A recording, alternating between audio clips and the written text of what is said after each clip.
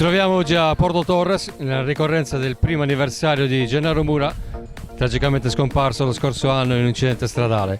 La famiglia ha voluto organizzare una gara di motocross e un incontro di motociclisti da strada. Stamattina si è partiti tutti assieme dalla chiesetta di Balai sino a Senuri, punto purtroppo della tragica scomparsa.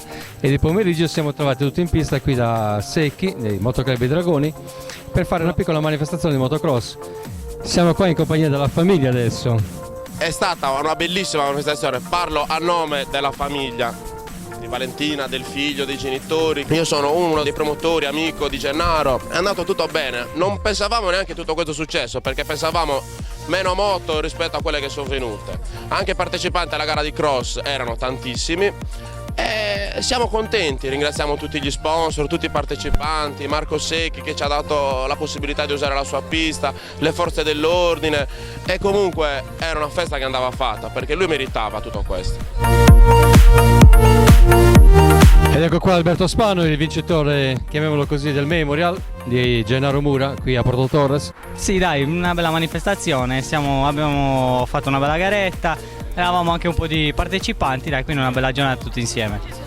Tu personalmente non conoscevi Gennaro Mura, vero? Sei stato invitato dalla famiglia, da tutto il gruppo dei crossisti?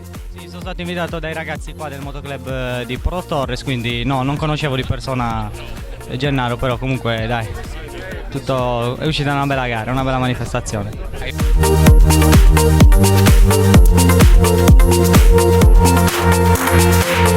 Eccoci qua a Porto Torres per il primo Memorial Gennaro Mura, scomparso un anno fa in moto da strada. Di sera si è effettuato anche un piccolo raduno di motocross con i piloti del campionato Asia e FMI tutti messi assieme. Non era una gara, ma era un semplice allenamento per tutti. Giovannetti ha partecipato, com'è andata? Si è divertito? Sì, è andata bene, ho fatto un terzo posto nella prima garetta, diciamo, organizzata, e poi l'ultima gara ho avuto qualche problemino, ero un po' stanco, ero bollito e mi si è spenta la moto 2 volte, ho giocato un paio di jolly e sono riuscito a finire la gara, diciamo. Raul Cermelli oggi ha fatto un secondo posto in questa, chiamiamola così, seduta d'allenamento in memoria. Com'è andata? È andata abbastanza bene, ho fatto secondo, è stato molto bello, avevo un avversario davanti come Alberto Spano, un pilota molto forte, complimenti a lui, però è stato bello. Poi anche Luca Manca ha avuto problemi al cancelletto, è arrivato dopo, il tempo ormai era finito, è andata abbastanza bene. Ritrovarci tutti assieme purtroppo in un Memorial nella pista dei Porto Torres, che effetto fa? Vabbè, la pista è sempre di casa, è una bellissima pista, poi ricordare un grande amico come Gennaro fa sempre un bel effetto, dunque sono contento di tutto questo. Oggi a Porto Torres anche Pensé e nonna hanno partecipato a questo Memorial di Gennaro Mura. Pensé, com'è andata? È andata bene, alla prima manche sono arrivato secondo, poi all'ultima non so a che posizione ho chiuso, però la pista non essendo di casa, dura, la prima volta che provavo a girare mi sono divertito, dai.